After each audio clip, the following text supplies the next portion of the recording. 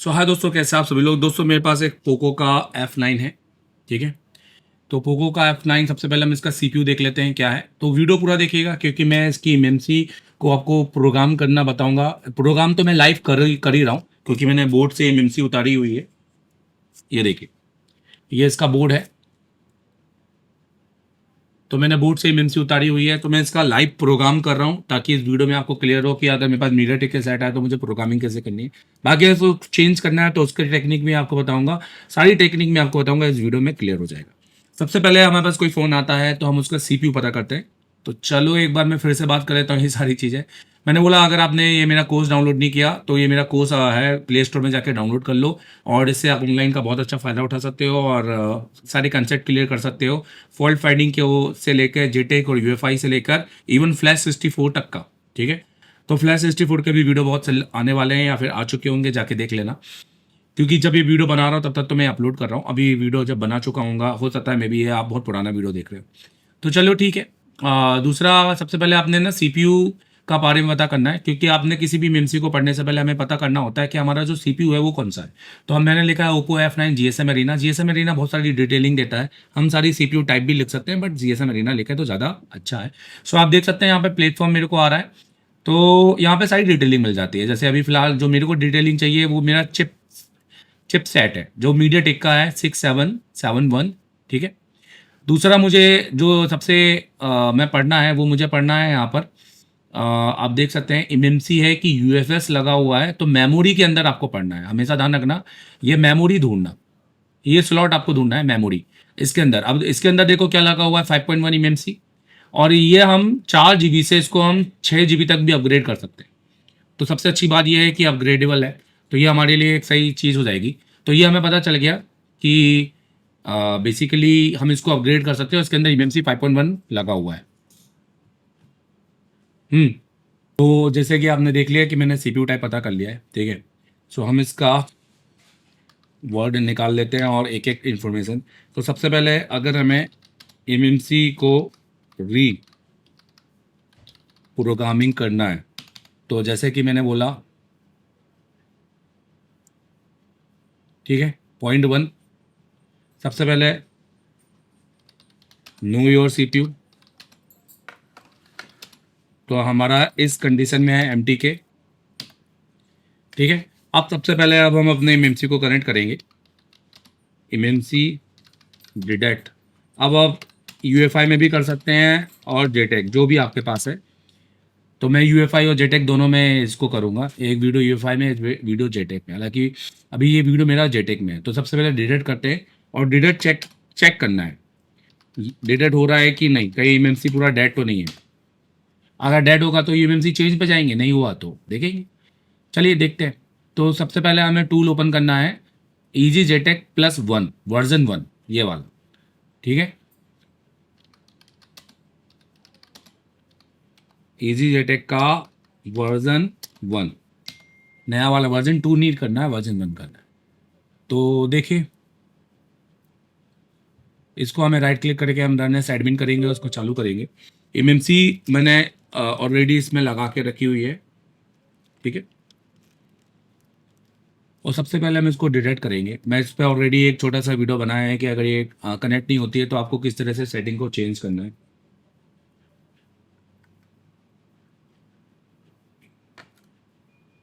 अब आप देखिए सब कुछ ओके है। 2.8 वहाँ पर आप यहाँ पर देख रहे होंगे, 2.8 यहाँ पर है। यहाँ पे ईजी का सॉकेट लगा हुआ है, 8 बिट दिखाई दे रहा है और 21 मेगाहर्ट्ज़ की फ्रिक्वेंसी में कनेक्टेड है। तो अभी हम फिलहाल इसको अनटिक कर देते हैं। हम पहले MMC की इंफॉर्मेशन लेंगे और उसको चेक MMC में करते हैं, देखते हैं कनेक्ट हो रही है कि नहीं हो रही है। तो देखिए अब तक कनेक्ट हो जानी चाहिए थी, ये बहुत जल्दी कनेक्ट होती है, इसमें ज़्यादा टाइम नहीं लगता है। तो ये नहीं हो रही है कनेक्ट, तो इसका हम वोल्टेज कम करेंगे और वापस चेक MMC करेंगे। ये देखिए, अब इसका सबसे पहले नो योर लॉग रिपोर्ट पढ़ो, उसको रीड करो, या तो बोलूँ रीड, और कॉपी भी कर लो। पढ़िए, कॉपी करने की जरूरत नहीं, जब आप डम उठाएंगे, पर पहले से कॉपी भी कर लो। कॉपी लॉग रिपोर्ट सीट, ठीक है। तो इसके अंदर आपको क्या क्या समझना है, देखिए ये, तो इसके अंदर आपको क्या क्या समझना है। तो अगर हम इसके अंदर की बात करेंगे तो सबसे पहले यहाँ पर पढ़ते हैं। तो सबसे पहले देखो आपकी जो आईसी है इसके आने से, ठीक है। आपका पार्ट नंबर ये एमएमसी का दिख रहा है, प्रोडक्ट नंबर उसके ऊपर लिखा होता है, पार्ट नंबर है, बाकी एमएमसी की डिटेलिंग है, सीरियल नंबर ये। तो ये सारी चीज़ें हमें इग्नोर करनी है, हमारे काम की नहीं है। बट ये देखना है कि 00 तो नहीं है, 00 है तो मतलब आपका एमएमसी डैमेज हो चुका है। अब आपको देखना है रोम वन का हमेशा कैपेसिटी आपको बड़ा दिखेगा क्योंकि ये मेन यूज़र एरिया है। तो ये आपका 64 GB की है, दिख रहा है 59 से लगा लो, 1000 MB 1 GB होता है, तो ये 59 है, तो मतलब 59 GB और कुछ आपका और बाकी का पार्टीशन, तो ये टोटल 64 GB। दूसरा इसके बाद में रोम 2 रोम 3 एक साथ है, बूट पार्टीशन है, तो ये भी आपको दिखाई दे रहा है 4 KB। और ये एमएमसी की आरपीएमबी की भी आपको दिखाई दे रही है, जो कि और नॉट क्लीन है, ये दिखाई दे रही है, और काउंटर भी आपको बने हुए हैं, ठीक। और परमानेंट राइट प्रोटेक्शन नो, तो ये भी ठीक है, मतलब राइट प्रोटेक्शन नो है, मतलब हम इसको कोई प्रोटेक्शन इस पर लगा नहीं है। तो ये इन्फॉर्मेशन आपको क्लियर हुई। अब फिलहाल तो मैं इसमें कोई दिक्कत नहीं है आईसी में, क्योंकि ये मैं आपकी इन्फॉर्मेशन के लिए वीडियो बना रहा हूँ। अब इसके अंदर क्या क्या और हम पढ़ सकते हैं, इसके अंदर बूट कॉन्फ़िगरेशन हमारा 048 है, ठीक है। पार्टीशन सेटिंग कॉम्प्लिकेटेड अभी 00 है, ठीक है। तो चलो ये तो यहाँ पे सीधे हमने देखा। अब सबसे पहले आप इतनी चीज़ें देख लो, बूट कॉन्फ़िगरेशन ओके है, आप इसका हेल्थ चेक कर सकते हो।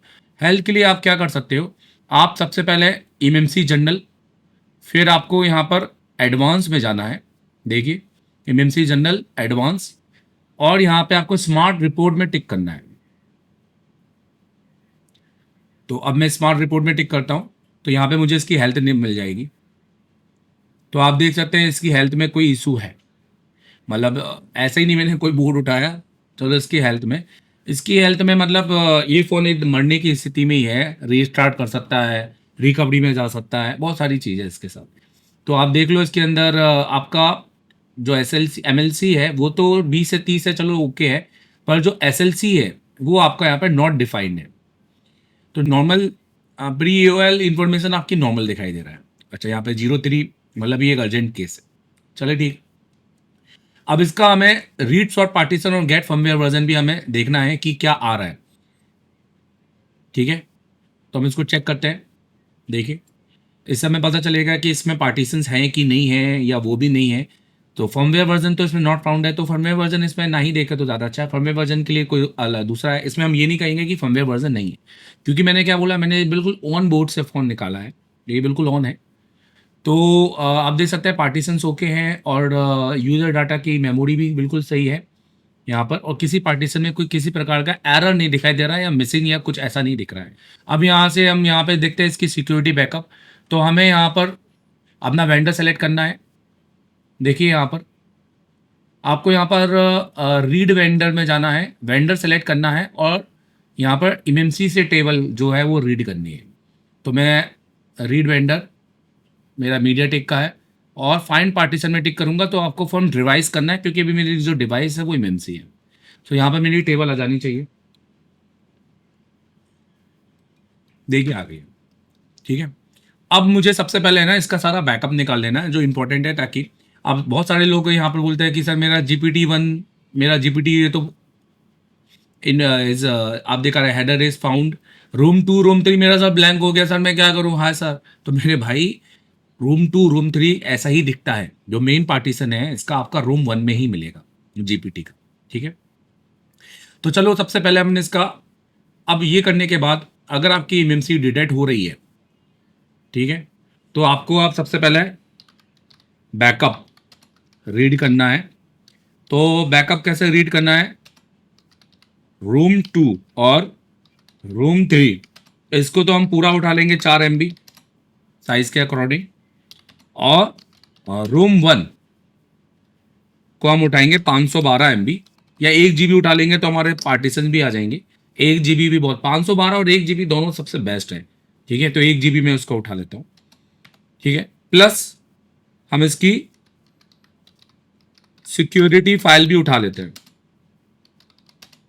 ताकि हमें IMEI और बेसबैंड में हमें कोई दिक्कत ना जाए। तो चलो देखो किस तरीके से। अब आपको यहाँ पर क्या करना है, सबसे पहले MMC जनरल पे जाना है और यहाँ से सिलेक्ट करना है, ये देखिए MMC जनरल, और यहाँ से सिलेक्ट करना है, ठीक है, रूम 2, और इसको डायरेक्ट यहाँ पे रीड करना है। तो ये डायरेक्ट रीड कर लेगा जो भी इसका पार्टीशन साइज होगा। और यहाँ पे डेस्कटॉप पे जाकर एक फोल्डर बनाएंगे और इसका नाम डालेंगे ओप्पो F9 MTK।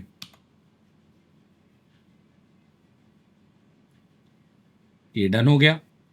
रूम 3 कर लेंगे।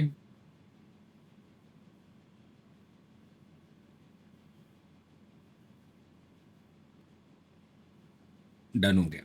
अब रूम 1 करेंगे, तब हमें यहाँ पर साइज देखना है, ठीक है, नीचे प्रीसेट में टिक करना है, साइज देखना है, और हम यहाँ पे 1 GB करेंगे और यहाँ पे टिक करेंगे। तो आप बहुत अच्छे से समझ गए होंगे कि हमें बैकअप इस तरह से ही लेना है, 1 GB ही, ज़्यादातर कोशिश करें 1 GB। पर जब बैड हेल्थ होती है ना तो कई बार एरर आ जाते हैं, हो सकता है मे बी इसमें एरर आ जाए, आ जाएगा तो हम इसका फिर छोटा करेंगे, और भी अगर आया तो हम और छोटे से छोटा हम ले लेंगे, जितना छोटे से 64 MB का हम डंप ले लेंगे। 64 MB का सबसे मिनिमम में 64 और मैक्सिमम में 1 सबसे बेस्ट, ठीक है। 64 MB का तो मिल जाएगा ना। देखो डंप क्या होता है, डंप आपके जीपीटी पार्टीशंस को क्रिएट कर रखता है। डंप से आपके जीपीटी पार्टीशंस बन जाते हैं और फोन आपका फर्स्ट और सेकंड लोगो तक खिंच जाता है फ्लैश फाइल डालने के बाद। ध्यान देना, मैं बोल रहा हूँ फोन आपका, क्योंकि आपका रूम 2 रूम 3 में आपके प्री लोडर्स होते हैं जिसके अंदर आप पहला और सेकंड लोगो तक जाते हैं। पर ज़्यादातर जो डंप होता है ना, वो डंप हमारी फ्लैश फाइलों के अंदर ही होता है। तो अभी आप UEFI है, अगर मान लो इसके अंदर हमारा डंप नहीं भी होगा ना, तो भी हम स्कैटर से बहुत इजीली इसका डंप क्रिएट कर सकते हैं प्री लोडर फाइल को करके। बट बेसिकली यहाँ में हम सिर्फ प्री लोडर फाइल को हम टिक करेंगे ना, और प्री लोडर फाइल से हम इसका पोर्ट बना सकते हैं और उसको नॉर्मली फ्लैश कर सकते हैं। बट अगर हम फ्लैश 64 यूज़ करें तो हम सिर्फ प्री लोडर से पूरा डंप ही क्रिएट कर सकते हैं। खैर, अब ये डन हो चुका है। अब एक बार हम फाइल देख लेते हैं। तो हम डेस्कटॉप में चले जाएंगे और मीडियाटेक। सो आप देखो तो यहाँ पर हमारा डंप बन गया है। तो आप डंप देखेंगे यहाँ पर,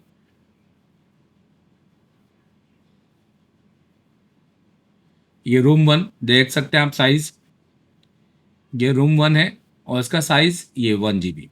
ये देखो नीचे दिखता है यहाँ पर, ठीक है। रूम 2 का 4 MB, इसका 4 MB, और 3 EST CHD है जिसकी हमें ज़रूरत नहीं है, हमें खाली 2 चाहिए, और एक सोर्स इन्फो है जिसमें हमें लॉक शीट मिल जाती है। आपने बोला ना सर आपने लॉक शीट क्यों नहीं लिखी, आपने जब लिखा है तो आपने, भाई मैंने इसलिए क्योंकि मुझे पता था ये मुझे मिल जाएगी रिपोर्ट, लॉग रिपोर्ट, ठीक है। तो इसमें हमें पता चल जाता है वही हमारा रूम 1 का साइज, CID CHD मिलकर हमारे RPM भी की बन सकती है। बहुत सारी चीज़ें इसके अंदर जो हमें चाहिए होती है, हमारा बूट पार्टीशंस, हमारा पार्टीशंस बना है कि नहीं बना है, ये सारी चीज़ें। तो हमने डंप ले लिया है। अच्छा, अब हमें जो दूसरा डंप लेना है वो हमें फाइलों का लेना है। तो मैं आपको बताना चाहूँगा, देखो यहाँ पर जनरली पिंक फाइलों का मैटर होता है। आप चाहें तो केवल पिंक फाइलों का डंप ले सकते हैं, बट मैं क्या करता हूँ हमेशा यूज़र डाटा को हटा दो और फिर पूरी फाइलों का ही एक साथ ही ले लेते हैं। तो पहले मैं आपको बताता हूँ, पहले मैं इसका डंप ले लूँ, फिर बाद में आपको बताता हूँ अगर आपको पिंक फाइलों का लेना है तो आपको ये टूल बंद करना पड़ेगा और एक नया टूल जो वर्जन 2 है वो ओपन करना पड़ेगा। पर मैं आपको पहले यहाँ पर मैंने यूज़र डेटा हटा दिया है और मैं बाकी सारी का एक बार डंप निकाल लेता हूँ। इसके अंदर एक फोल्डर बना लेता हूँ, ठीक है।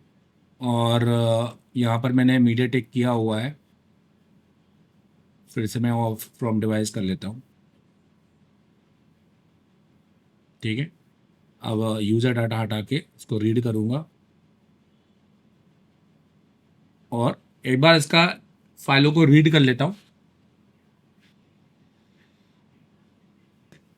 अब आप देखो कि मैंने ना इसके अंदर ओप्पो F9 मीडियाटेक, ये मेरी सारा डंप बन गया और ये मेरी सारा पार्टीशन बन गए। और इसके साथ मुझे स्कैटर फाइल भी मिली है, तो आप समझ सकते हैं कि ये स्कैटर फाइल से मैं पूरा फ्लैश करके अपने फ़ोन को ऑन कर सकता हूँ, प्लस सेम IMEI बेसबैंड के साथ, क्योंकि मैंने सेट का IMEI मुझे अलग से मुझे कुछ भी रीड करने की ज़रूरत नहीं है। बट बैड हेल्थ में समझता हूँ कि ये पूरा रीड नहीं होता है। अभी आपको क्या करना है, आपको ये टूल बंद करना है और EasyJetX+2 ओपन करना है। अगर आपको पार्टीशन समझ में नहीं आते हैं या आपको दिक्कत जाती है या आप चाहते हैं कि नहीं सर हमें तो अभी पल्ले ही नहीं पड़ रहा है, तो आप सरल काम कर सकते हैं। आप EasyJetX+2 का नया वर्जन है जो, ये आप ओपन कर सकते हैं। नया ही क्या है, बट ये अपडेट है, तो मैं आपको दिखाता हूँ, आप वेट करो थोड़ा। ये देखिए, अब आपको इसको 1.8 में कनेक्ट करना है। कनेक्ट होने दो पहले। कनेक्ट हो गया। अभी तक हमने इसमें कुछ भी नहीं किया है, तो सारी चीज़ें हमेशा ध्यान रखना, रूम 2 और रूम 3 हमेशा आपको GPT हेडर नहीं मिलेगा, जो मिलेगा वो रूम 1 में मिलेगा। अब देखो, बस आपको क्या करना है, आपको ये अपनी पिंग फाइलों को क्लिक करना है, तो आप इसका ये डाटा निकाल सकते हो। मैं भी ये भी रख लेता हूँ ये। और आप इसकी प्राइमरी GPT को भी ले सकते हो, बट प्राइमरी GPT और एक बैकअप GPT आप इसका भी निकाल सकते हो। इससे भी, पर इसके में बेसिकली डम फाइल की ज़रूरत नहीं पड़ती है, FDK में प्री लोडर से भी हो जाता है काम। तो आप इसको रीड कर सकते हो, तो मैं रीड कर लेता हूँ। अच्छा, यहाँ पर प्राइमरी लिखा है, मीडियाटेक है, यही कॉलकम होता तो मेन GPT लिखा होता। और आप देखो कि रूम 2 रूम 3 में केवल बाइनरी डाटा होता है, और ये डाटा को भी आप है ना ईजी देख सकते हो, हैक्स व्यूअर में इस तरह का डाटा होता है, ये देखिए। ठीक है, तो ये सिर्फ आपका फ़ोन को एक बूट लोडर जैसा होता है, ये आपका बेसिकली आप समझ सकते हो। मैं आपको इसको इसमें भी दिखाता हूँ, 1 मिनट दिखाता हूँ। देखो, ये मैंने बूट 1 की फाइल दिखाता हूँ। ये बूट 1 है आपका, रूम 1। और बूट 1 मतलब UEFI के अंदर रूम 2 बूट 1 है, और ये बूट 2 है, और ये आपका यूज़र एरिया है। तो मुझे एक हेक्स व्यूअर का सॉफ्टवेयर ओपन करना पड़ेगा। ये देखिए, अब मैं क्या करता हूँ, ये फाइल को यहाँ पर डालता हूँ, रूम 2। तो ये देखो, अब यहाँ पर आप देखो, यहाँ पर आपको क्या लिखा हुआ है, MMC बूट। अगर यही UFS का होता तो UFS बूट मतलब ये बूट कराता है सेट को, इसलिए इसको हम बोलते हैं ये बूटिंग वाली फाइल। अब इसके अंदर आप देखो तो यहाँ तक, ये देखो, यहाँ तक का आपका ये प्री लोडर की फाइल है। इसके नीचे आपकी ये प्री लोडर फाइल बन जाती है। हम चाहे तो मीडियाटेक की प्री लोडर फाइल को डाल के इसका एक हम रूम 2 और ये भी क्रिएट कर सकते हैं। ठीक है, ये हमें प्री लोडर फाइल में मिल जाता है MMM। जैसे मैं आपको दिखाता हूँ, प्री लोडर फाइल को देखिए, ये देखिए प्री लोडर फाइल है, ये देखिए। तो ये आपको डायरेक्ट कहाँ से चालू हो रही है, MMM से। तो देखा जाए तो उसमें भी आप देखो तो ये वाली फाइल थी, बट उसके ऊपर बस खाली था कि वो UMC से बूट होगा। तो ये आपका इसका प्राइमरी हेडर है, और ये इसका मेन हेडर, मतलब ये इसका मेन है, प्राइमरी बोल सकते हैं, और ये इसका मेन हेडर है। मेन हेडर ये है, और ये इसका प्राइमरी हेडर। ठीक है, चलो, अब हमने ये ले लिया।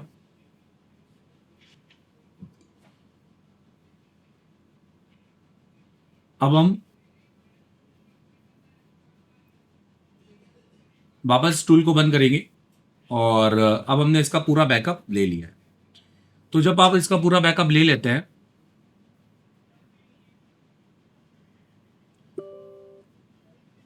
अब चलिए नेक्स्ट बातें करते हैं।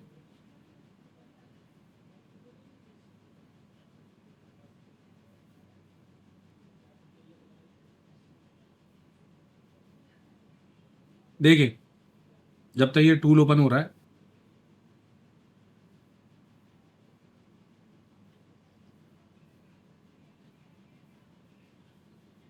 ये हमने कनेक्ट कर लिया।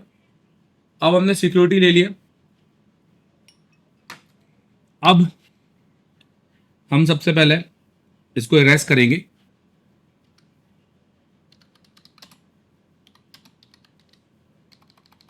और फिर इसकी हम GP पार्टीशन बनाएंगे। अगर मैं सरल शब्दों में लिखूँ, हेल्थ रिपेयर करेंगे। ठीक है, चलो। तो अब हमें कहाँ जाना है, अब हमें इमरजेंसी जनरल पे जाना है, और एडवांस में जाना है। अब आप नोटिस करो, अगर ये सैमसंग का होता तो आपको ये यूज़ करने को मिलता, पर ये SK हर्निस है जो कि यहाँ पे लिखा हुआ है। तो हम इसके लिए ना ये यूज़ करेंगे, ये यूनिवर्सल फैक्ट्री। ठीक है,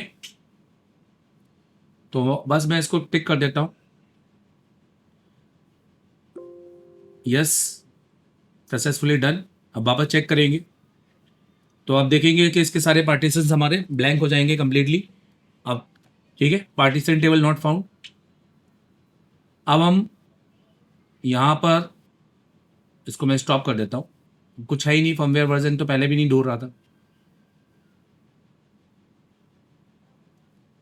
अब हम वापस यहाँ से अगर पार्टीशन टेबल देखे भी तो हमें नहीं मिलेगा, नॉट फाउंड। और अगर हम वर्जन 1 में जाएं, 2 में जाएं,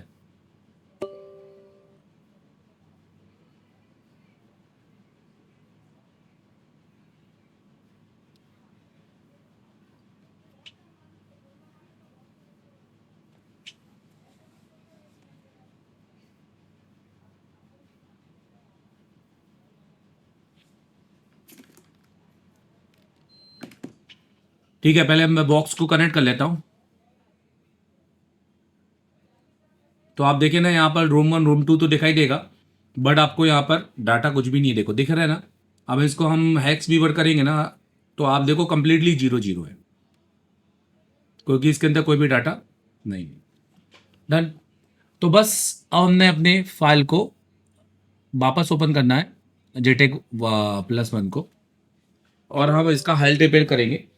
पर हेल्थ रिपेयर ध्यान देना, ये 1 टाइम ही होता है, ठीक है, तो इसको 1 टाइम प्रोग्रामिंग बोलते हैं।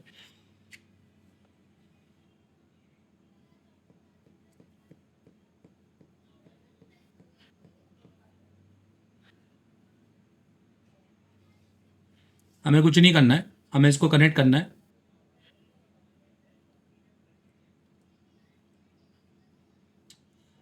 तो मैंने 2.8 वोल्टेज में कनेक्ट किया है, वो तो होगा नहीं।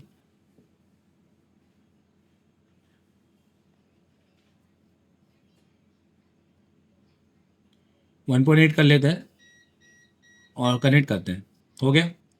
एडवांस में जाना है, सॉरी, इमएमसी हार्डवेयर पार्टीशन में जाना है, और से भी इस पर ये टिक लगा होना चाहिए, और बस फाइनल राइट पे टिक करना है।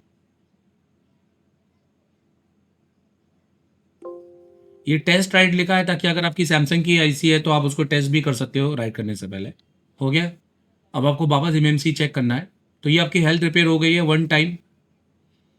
अब आपको चेक करना है मेरी हेल्थ ओके है कि नहीं, तो स्मार्ट रिपोर्ट पे आप देखेंगे तो आप देख सकते हैं नॉट डिफाइंड, मतलब इसके हेल्थ रिपेयर ही नहीं होगी। तो हम इसको एक बार ही 1 टाइम ही बना सकते हैं, बट अभी इसकी हेल्थ रिपेयर नहीं होगी, जैसे कि ये दिखा रहा है ऑलरेडी नॉट डिफाइंड। तो जैसे कि मैंने पहले भी कहा था कि ये नॉट डिफाइंड रिपेयर नहीं होती है, तो अपन इसको अब रिपेयर नहीं कर सकते हैं। हाँ, अपन इस आईसी को चला सकते हैं जब तक ये चले, बाकी हमें आईसी ही चेंज करनी पड़ेगी।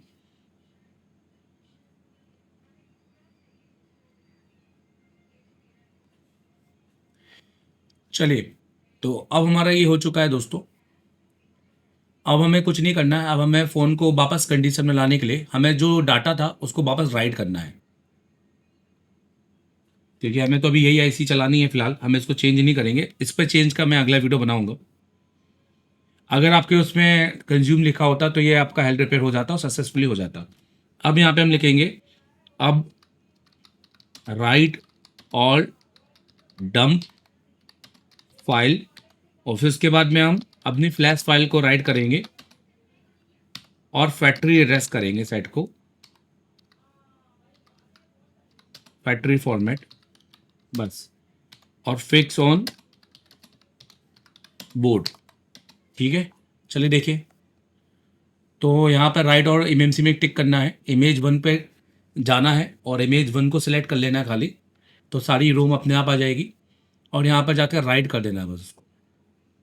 तो ये क्या करेगा, 1 GB के सारे पार्टीशंस बना ले, मतलब 1 GB के जितने भी पार्टीशन इसने रेड किए वो राइट कर देगा, और आपका जीपीटी पार्टीशन क्रिएट हो जाएगा, और आपको वैसे ही दिखाई देगा जैसे शुरू में जब फ़ोन कनेक्ट किया था हमने सब फर्स्ट टाइम।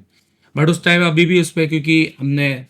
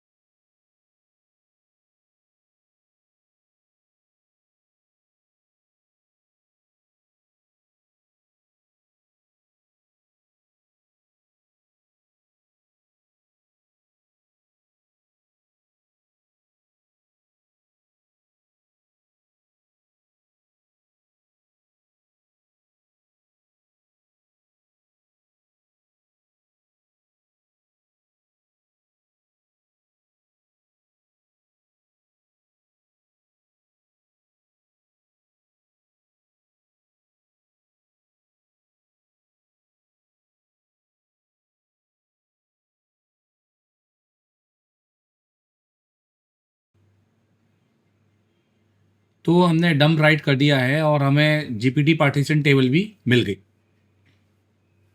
ठीक है।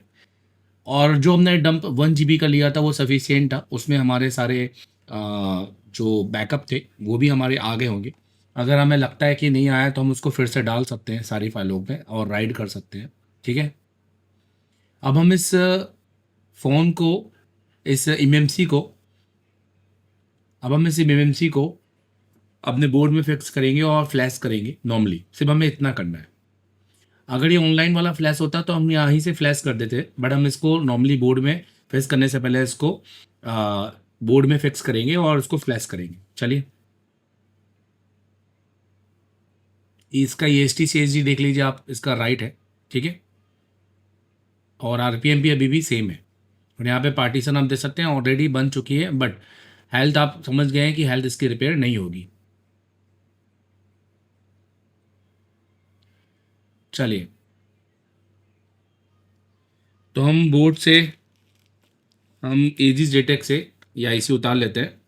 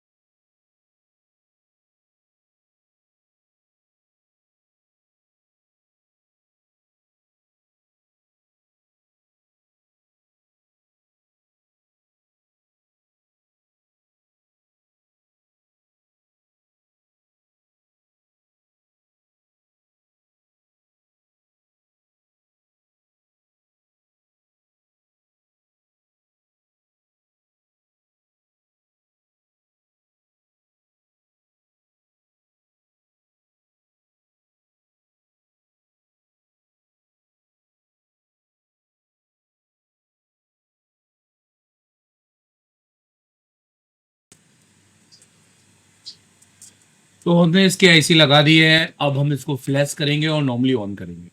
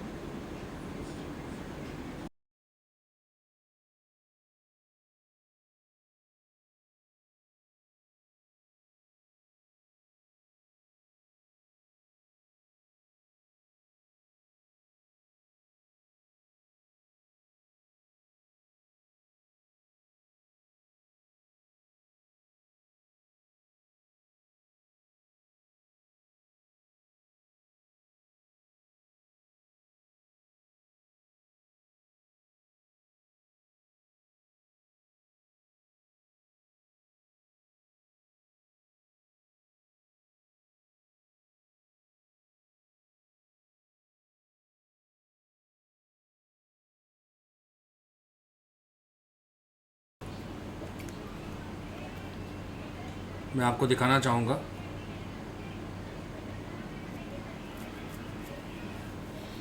हमने हमारा सेट पूरा एमएमसी प्रोग्राम रीप्रोग्राम किया। हमने आपको बताया, समझाया कि किस तरीके से अगर आए तो रीप्रोग्राम करना, हेल्थ रिपेयर करना। और आपने देखा कि इस सेट का हेल्थ रिपेयर नहीं हुआ है क्योंकि इसका नॉट डिफाइन पे चला गया है। तो ये चीज़ आपने प्रैक्टिकल देखी और सेट को पूरी तरीके से ऑन होते हुए देखो। 1 GB का हमने इसका बैकअप लिया, हमने फ्लैश फाइल डाउनलोड की इंटरनेट से, सब कुछ आपको दिखाया।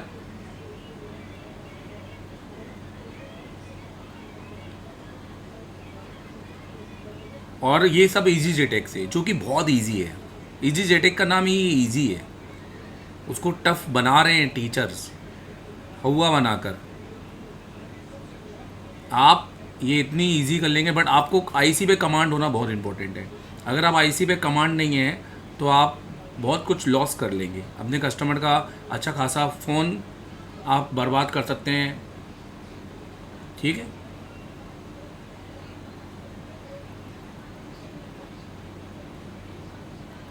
और दोस्तों जो 1 GB का डाटा, बहुत सारे लोग पूछते होंगे सर अगर हम वही डाटा आप लगा देते तो क्या हमारा फ़ोन ऑन होता? हाँ, हमारा फ़ोन ऑन होता, बट लोगो पर ऑन होता, लोगो ऑन होता। कई समटाइम उसमें ग्राफिक्स नहीं आते या ऊपर नीचे होते, बट वो फ़ोन पूरा ऑन नहीं होता। बट इतना है कि आपका लोगो पॉपअप कर लेता है उस फ़ोन से, कुछ में कर लेता, अब सब में तो नहीं करता है। जैसे बहुत इसमें कर लेता, मैंने इसका 1 GB जब डाला और इसको जब मैंने चार्जर लगाया तो ये चार्जिंग पर आ गया था, बट इसका जो चार्जिंग का ग्राफिक्स है वो ऊपर नीचे हो रहा था। पर आप देखो आपका सेट,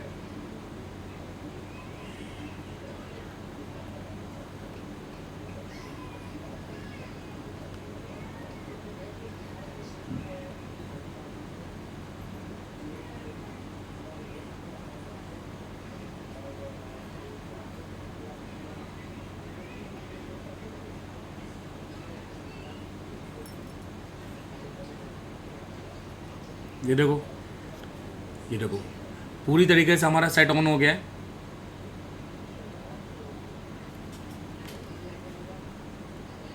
यहाँ पर